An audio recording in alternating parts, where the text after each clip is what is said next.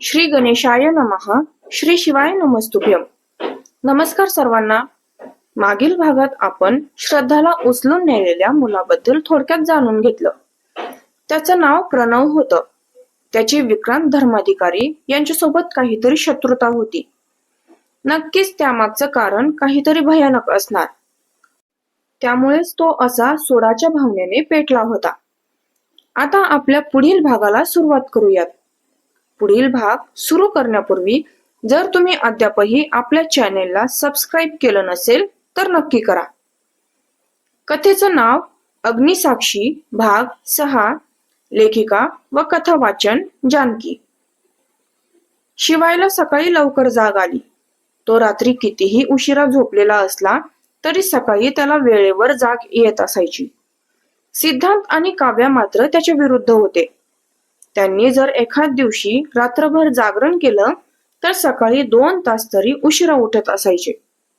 शिवाय ऑफिसला जाण्यासाठी आवरत होता. तेवढ्यात त्याला त्या वस्तूची आठवण झाली. एकदा त्याकडे नजर टाकावी म्हणून तो त्याच्या स्टडी रूम मध्ये गेला. तिथे गेल्यानंतर त्याने स्टडी रूम मध्ये असलेलं भलं मोठं कपाट उघडलं. कपाटाच्या एका कप्प्यातील सामान त्याने थोडं बाजूला केलं. त्यामागे एक छोटंसं लॉकर होतं. त्याला डिजिटल स्क्रीन होती. त्यावर पासवर्ड टाईप करावं लागत होतं. या लॉकर बद्दल घरात कोणालाही माहित नव्हतं, शिवाय बनवणाऱ्याच्या. त्याने त्यावर पासवर्ड टाईप केला. अनलॉक झाल्यावर त्यातून एक छोटी हँडबॅग बाहेर काढली. पुन्हा ते लॉकर लॉक केलं आणि येऊन आपल्या खुर्चीवर बसला. हँडबॅगची त्याने चेन उघडली आणि त्यातून ती वस्तू बाहेर काढली.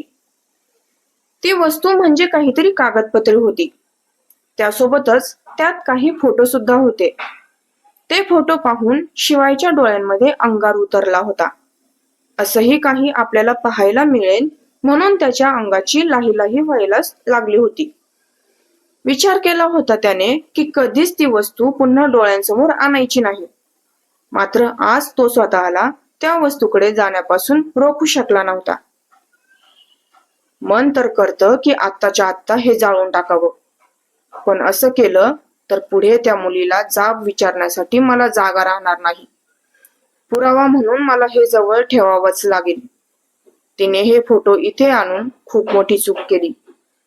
वेळ निघून गेलेली असली तरी ही चूक तिला खूप महागात पडणार.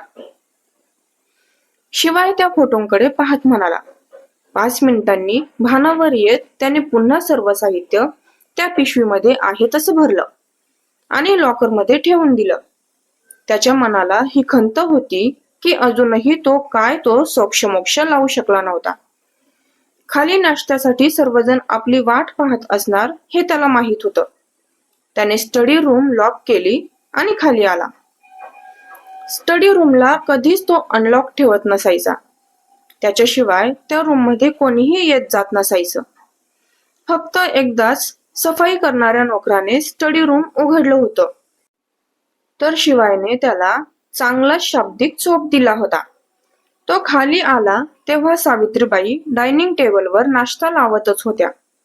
आपल्या मुलांना वेळेत नाश्ता हवा असतो म्हणून त्या वेळेच्या आधीच सर्व तयारी करून ठेवायच्या. त्यामुळे मुलांना कधीच आई लवकर नाश्ता दे असं म्हणावं लागत नव्हतं. आई, बरं वाटत आहे ना आता? सावित्रीबाईंना पाहून त्याने काळजीने विचारलं. हो रे बाळा, आता ठीक वाटत आहे. तू माझी काळजी करू नकोस. आधीसारखा त्रास होऊ देणार नाही मी तुम्हाला. सावित्रीबाई त्याच्याकडे पाहून हसून म्हणाल्या. त्यांचं ते हसू पाहून तो त्यांच्याजवळ आला आणि त्यांना मिठी मारली. तुझ्या चेहऱ्यावरच्या याच हसूला पाहण्यासाठी खूप महिने वाट पाहिली आम्ही. हे हसू कधीच गायब होणार नाही याची मी पुरेपूर काळजी घेईन. शिवाय त्यांना मिठी मारून म्हणाला. अरे वा, मायलेकाच्या प्रेमाच्या गोष्टी चालू आहेत वाटतं. हरेशराव तिथे येत म्हणाले. शिवाय त्यांच्यापासून बाजूला झाला आणि मग दोघेही त्यांच्याकडे पाहून हसले. सावित्रीबाई हरेशरावांच्या जवळ जाऊन त्यांच्या पाया पडल्या. आयुष्मान भव, सदा सौभाग्यवती रहा. असा त्यांनी मनापासून त्यांना आशीर्वाद दिला. आई आल्या नाहीत बाबा? त्यांच्यासोबत गीता दिसत नव्हत्या म्हणून त्यांनी विचारलं. ती तुझी वाट पाहत आहे.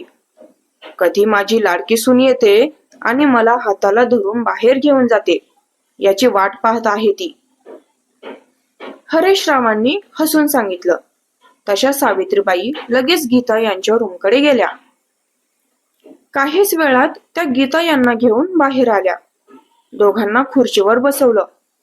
तोपर्यंत विक्रांत, सिद्धांत आणि काव्या सगळेच हजर झाले होते. शिवायही मग त्यांच्यासोबतच बसला. आई, मी आज एका हॉटेलमध्ये जाणार आहे. तिथे महत्वाची मीटिंग असणार आहे. दुपारचं जेवण तिथेच होऊन जाईल. तू माझ्यासाठी जेवण बनवू नकोस.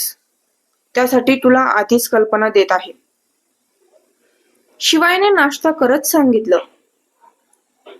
ठीक आहे. त्यांनी हे ठीक आहे म्हणत मान डोलावली. कुठल्या हॉटेलमध्ये जाणार आहात दादा? मला नाही सांगितलं तुम्ही याबद्दल काही. काव्याने तोंड फुगवून घेत विचारलं.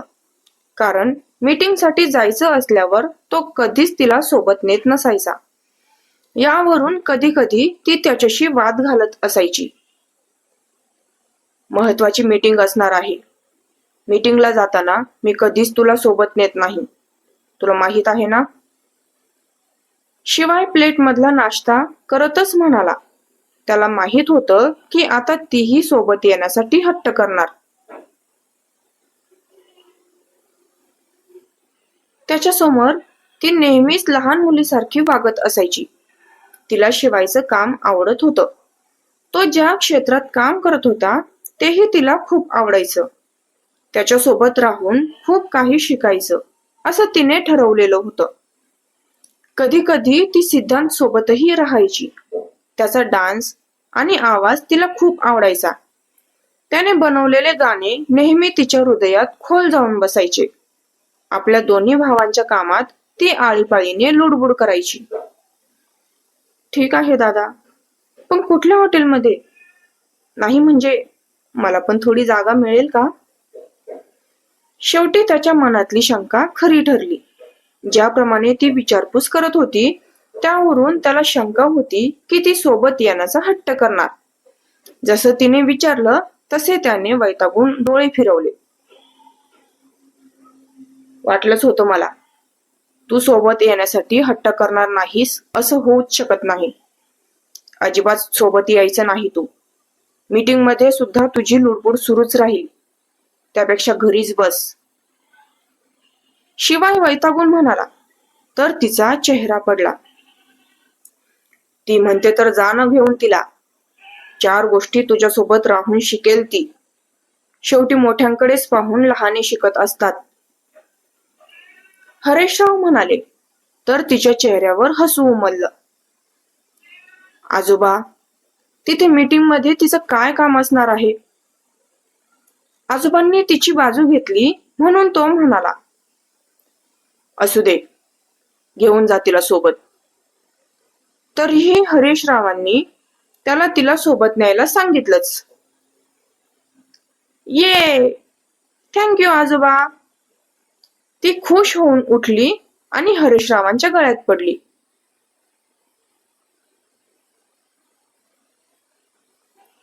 आवर आता, जा. पुन्हा जर त्याचा निर्णय बदलला तर तुला घरातच बसावं लागेल. हरेशराव तिच्या डोक्यावरून हात फिरवत म्हणाले. हो हो. तिने घाईघाईत प्लेट मधला उरलेला नाश्ता तोंडात कोंबला आणि रूम मध्ये निघून गेली. त्यावर शिवायने कपाळावर बोटे रगडली. तर बाकीचे तिला घाई करताना पाहून हसू लागले होते. अर्ध्या तासाने शिवाय काव्यासोबत हॉटेलमध्ये पोहोचला होता. ज्यांच्यासोबत त्याची मीटिंग होती ते 5 मिनिटांपूर्वी तिथे पोहोचलेले होते. आल्या आल्या त्यांनी एकमेकांची भेट घेतली. हॉटेलमध्ये एक प्रशस्त अशी मीटिंग रूम होती. बरेच मोठमोठे हस्ती तिथे मीटिंगसाठी येत असायचे. आज शिवायनेही त्याच्या पाहुण्यांसोबत तिथेच मीटिंग ठरवली होती. काहीच वेळात त्यांची मीटिंग सुरू झाली. काव्या त्यांचं बोलणं लक्षपूर्वक ऐकत होती. तिला जास्त काही त्यातलं समजत नव्हतं, पण तरीही समजून घेण्याचा प्रयत्न करत होती. 1 तासाने मीटिंग संपली. मग सगळे डायनिंग एरियाकडे आले. टेबल आधीच बुक केलेला होता, त्यामुळे काही चिंता नव्हती. तेवढ्यात तिथे एक हॉस्टेस एका वेटर सोबत आली. नमस्कार सर, तुम्हा सर्वांचे स्वागत आहे. काय ऑर्डर घेणार तुम्ही? एक मधाळ आवाज सर्वांच्या कानांवर पडला आणि त्यांनी नजर वर करून तिच्याकडे पाहिलं. शिवाय आणि काव्याने जसं तिच्याकडे पाहिलं तसे त्यांचे डोळे मोठे झाले. लावण्या? तिला पाहून काव्या इतकी खुश झाली की आनंदाने तिने उठून तिला मिठीच मारली. काव्याला आणि शिवायला पाहून लावण्यालाही धक्का बसलेला होता. सुरुवातीला बोलताना तिला त्यांचा चेहरा दिसला नव्हता, कारण ते तिला पाठमोरे बसलेले होते. पण जेव्हा तिच्या आवाजाने त्यांनी मागे वळून पाहिलं तेव्हा तिलाही त्यांना पाहून धक्का बसला होता. काव्या जशी गळ्यात पडली तसा शिवाय चिडला. Kavya, behave yourself. सर्वांसमोर काव्या अशी वागली होती म्हणून शिवाय तिच्यावर चिडला होता. लावण्याही तिच्या मिठी मारण्याने गोंधळली होती. सॉरी दादा, तिला पाहून मी खुश झाले ना म्हणून. काव्याला आपली चूक लक्षात येताच तिने बाजूला होऊन त्याची माफी मागितली. तिने एक नजर लावण्याकडे टाकली तर तिने डोळ्यांनी तिला नॉर्मल व्हायला सांगितलं. काव्या घाबरली होती हे लावण्याने हेरलं होतं. तिच्या भावाच्या चिडण्यामुळे ती घाबरली असणार म्हणून तिने तिला डोळ्यांनीच धीर दिला. हे सगळं सुरूच होतं की तिथे हॉटेलचा मॅनेजर आला. हॅलो मिस्टर शिवाय धर्माधिकारी, मीटिंग वगैरे व्यवस्थित पार पडली ना? हॉटेलमध्ये आल्यानंतर काही त्रास तर नाही ना झाला? मॅनेजरने विचारलं. आज खास तो येणार होता म्हणून मॅनेजर हॉटेलमध्ये थांबला होता. नो मॅनेजर, काही त्रास नाही झाला. उत्तमरित्या सगळी सोय केली गेली होती. Thank you so much. शिवाय त्याच्याशी हात मिळवत म्हणाला. Your welcome. कालच सगळ्या स्टाफला सांगून ठेवलेलं होतं की विशेष पाहुणे हॉटेलमध्ये येणार आहेत. सगळ्यांनी मिळून जोरदार तयारी केली होती. मॅनेजरने त्याच्या स्टाफचं कौतुक करत सांगितलं. तेव्हा लावण्याला समजलं की जे विशेष पाहुणे येणार होते ते शिवाय आणि त्याच्यासोबतचे पाहुणे होते. थँक्यू. शिवाय हसून आभार मानत होता. प्लीज तुम्ही लंच करून घ्या. मिस लावण्या, कसलीही कमी राहता कामा नाही. मॅनेजर लावण्याकडे पाहून म्हणाला. हो सर, मी काळजी घेईन. लावण्याने हसून होकार दिला. तेव्हा मॅनेजर तिथून निघून गेला. नंतर तिने हसून यांना बोलायला सुरुवात केली. सर, काय ऑर्डर घेणार तुम्ही? लावण्याने वेटरला मेनू कार्ड त्यांच्याकडे देण्याचा इशारा केला आणि त्या सर्वांकडे पाहून विचारलं. ते तिघे चौघे जण होते, तर एकेकाने मेनू कार्ड पाहून आपापली ऑर्डर नोंदवली. ठीक आहे सर, थँक्यू सो मच. काहीच वेळात ऑर्डर इथे हजर होईल. लावण्य आदरपूर्वक बोलत होती, पण शिवाय अजिबात तिच्याकडे पाहत नव्हता. त्याच्या चेहऱ्यावर त्याचा ॲटिट्यूड कायम होता. वेटर सोबत ती तिथून निघून गेली. काहीच वेळात त्यांची ऑर्डर आली आणि त्यांच्यासोबत तीही तिथे येऊन उभी राहिली. Enjoy your lunch sir. वेटरने जेवण टेबलवर मांडल्यानंतर ती हसून म्हणाली आणि बाजूला जाऊन उभी राहिली. त्या सर्वांनी जेवण करायला सुरुवात केली. हॉटेलमध्ये उच्च दर्जाचं जेवण मिळत असायचं. नाव ठेवण्यासारखं काहीच नव्हतं तिथे. तेवढ्यात शिवायला काहीतरी सुचलं. इथे तर इतकी छान बोलते ही. त्या दिवशी माझ्यासोबत कशी बोलली होती? मला तर वाटलं होतं की हिला बोलण्याची अक्कल नाही, पण पटाईत दिसते खूप. मात्र मी असंच कसं सोडू शकतोय तिला? त्या दिवशीचा थोडा तरी बदला घ्यायलाच हवा. मला तिचं सामान उचलायला सांगत होती ना ती. बघू देत, एक होस्टेस म्हणून किती झुकते ती. शिवाय ती रात्र आठवत मनातल्या मनात बोलत होता. त्याने प्लेट शेजारी असलेला एक्स्ट्रा चमचा कोणाच्याही नजरेत न येता खाली पाडला. त्या आवाजाने सगळ्यांचं लक्ष त्यांच्याकडे गेलं. काय झालं मिस्टर धर्माधिकारी? काहीतरी पडल्याचा आवाज आला म्हणून समोरच्या व्यक्तीने त्याच्याकडे पाहून विचारलं. काही नाही, चुकून चमचा खाली पडला. तो त्यांच्याकडे पाहून किंचित हसून म्हणाला. नंतर त्याने लावण्याकडे पाहिलं, जी रिकामी असल्याने दुसऱ्या टेबलवरच्या ग्राहकांशी संवाद साधत होती. हे यू. शिवायने थोड्या मोठ्यानेच तिला आवाज दिला. तशी तिने झटकन मान वळवून त्याच्याकडे पाहिलं.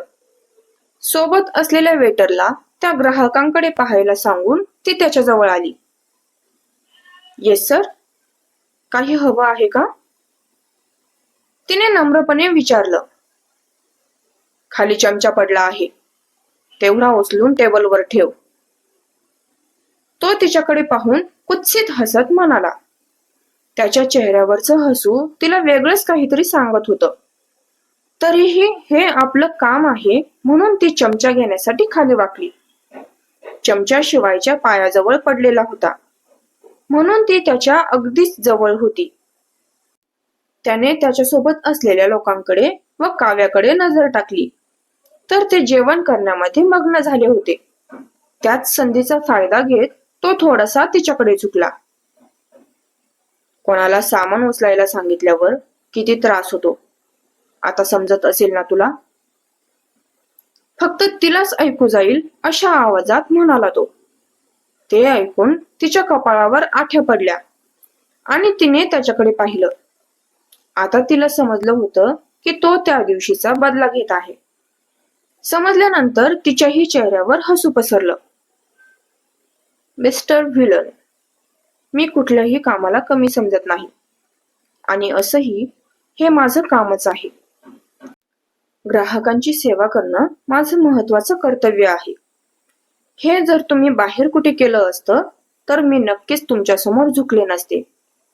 सध्या तुम्ही माझ्या कार्यक्षेत्रामध्ये आहात, त्यामुळे तुम्ही सांगितलेलं करणं माझं कर्तव्य आहे. तीही फक्त त्याला ऐकू जाईल अशा आवाजात म्हणाली. ते ऐकून त्याच्या चेहऱ्यावरचं हसू मावळलं. त्याच्याशी बोलून हसतच ती उठून उभी राहिली. चमचा त्याच्या प्लेट शेजारी मांडला. आज ती त्याच्या तोंडावर त्याला व्हिलन म्हणाली होती. त्या शब्दामुळे त्याला चीड यायला लागली होती. ती उठल्यानंतर कोणाच्याही लक्षात येणार नाही अशी त्याने रागाने आपल्या हाताची मूठ आवळली. एक नजर तिच्याकडे टाकली तर ती त्याच्याकडे पाहून गोड हसली. अजून काही हवं आहे सर? आता ती आपल्या बोलण्यावरून त्याला अशी जाणीव करून देत होती की खरंच तिच्यासाठी कुठलंही काम कमी नव्हतं. तिच्या विचारण्यावर सगळ्यांनी नकारार्थी मान हलवली. मग ती बाजूला जाऊन उभी राहिली. आले होते मोठे मला झुकवायला. एवढं सोपं नाही या लावण्या श्रीकृष्ण जाधवला झुकवणं. इथे आल्यानंतर तुमच्याबद्दल ऐकून आणि वाचून मला वाटलं होतं की तुम्ही खूप साधे व्यक्ती आहात, पण आज तुमच्यातला गर्विष्ठपणा मला दिसला. एक दिवस नक्कीच तुमचा हा गर्विष्ठपणा गळून पडेल मिस्टर व्हिलन. लावण्या तिथून बाजूला होत मनातल्या मनात म्हणाली. त्या दिवशीचा बदला घेण्यासाठी आज तो मुद्दाम असा वागला होता म्हणून तिचीही चिडचिड व्हायला लागली होती. जर चुकून तो चमचा खाली पडला असता तर तिला काही वाटलं नसतं, पण त्याने मुद्दाम केल्यामुळे तोही तिच्या डोक्यात गेला होता. आता काहीच वेळात स्टाफची जेवणाची वेळ झाली. शिवाय काव्या आणि त्यांच्यासोबत असलेले पाहुणे जेवण झाल्यानंतर काही वेळ तिथेच चर्चा करत बसलेले होते.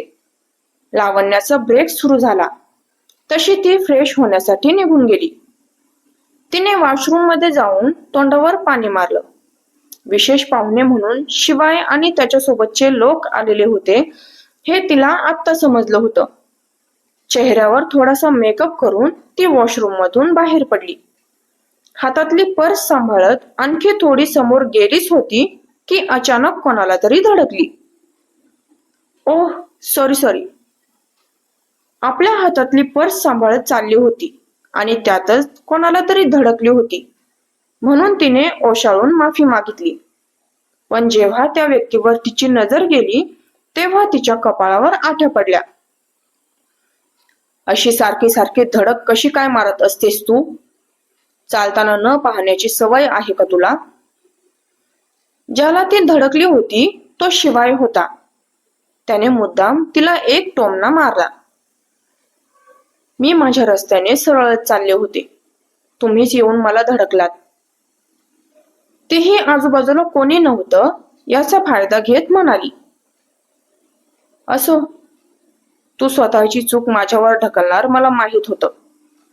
आणि आणखी एक, पब्लिक प्लेसमध्ये मला कधीच त्या नावाने हाक मारायची नाही, एवढं लक्षात ठेवायचं.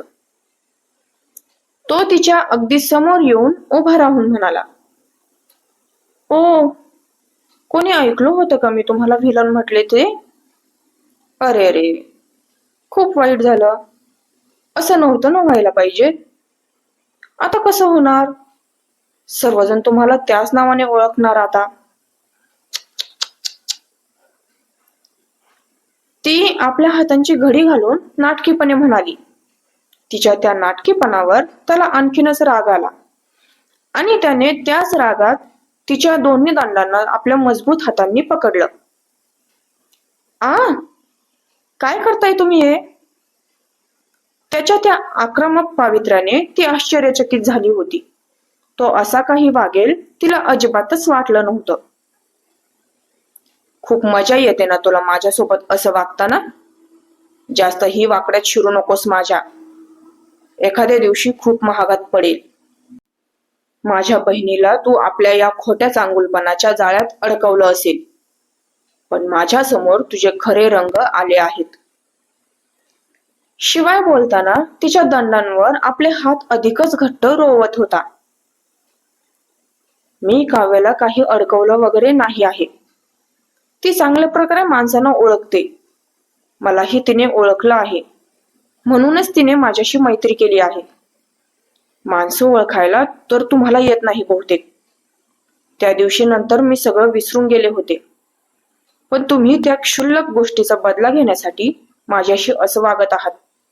हे योग्य आहे का? ती आपले हात त्याच्या त्या मजबूत पकडीतून सोडवण्याचा प्रयत्न करत होती. जेवढा प्रयत्न करत होती तेवढी त्याची पकड घट्ट होत चालली होती. मला लवकर विसरता येत नाही आणि मी विसरतही नाही. अशा लोकांना मी लक्षात ठेवतो जे माझ्या वाकड्यात गेलेले असतात. इथून पुढे अजिबात माझ्या बहिणीशी बोलायचं नाही की तिला भेटायचं नाही. तिला कसं हँडल करायचं ते मी पाहीन. असं म्हणत झटक्याने त्याने तिचे दंड सोडले. तशी ती कळवळली. तिच्याशी बोलून रागातच तो तिथून जायला निघाला. ओ व्हिलन, तिने मागून त्याला आवाज दिला. तसे त्याने रागाने आपले डोळे घट्ट मिटून पुन्हा उघडले. मागे वळून तिच्याकडे पाहिलं. स्वतःची बडबड करत तसेच निघालात. माझं काही ऐकून घेणार आहात की नाही? तर मी हे म्हणत होते की काव्या आणि माझी मैत्री तुमच्यामुळे मी तुटू देणार नाही. या शहरात तीच अशी एकमेव व्यक्ती मला सापडली आहे जी जीवाला जीव देणारी आहे. तुमच्या या धमक्या तुमच्या जवळच ठेवा. इतर कुठेतरी त्याचा वापर करा. माझ्यावर त्याचा काही परिणाम होणार नाही.